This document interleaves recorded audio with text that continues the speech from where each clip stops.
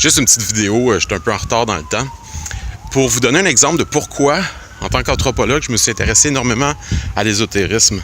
C'est pas juste que c'est une branche spécifique du phénomène humain qui m'intéressait, mais c'est aussi que c'est la branche qui a finalement les théories les plus audacieuses par rapport à l'anthropologie elle-même, par rapport au phénomène humain elle-même. Je vais vous donner un seul exemple, comme je vous dis, j'arrive au métro.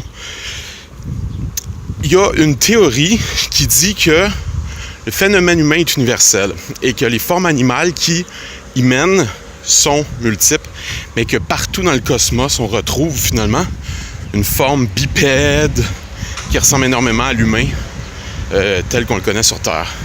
Le phénomène de l'humain dans le cosmos est peut-être un phénomène rare et peut-être un phénomène fréquent, et c'est une question anthropologique qu'on n'a pas vraiment les outils pour y répondre en ce moment, ni les données, mais cette théorie-là, très audacieuse, rappelle une notion de Darwin téléologique, c'est-à-dire téléo, que ça veut dire la direction, donc ça veut dire la direction de l'évolutionnisme darwinien, qui ferait en sorte que malgré l'apparent chaos, émergeraient certaines formes plus adaptées à l'environnement, plus adaptées aux forces de l'univers.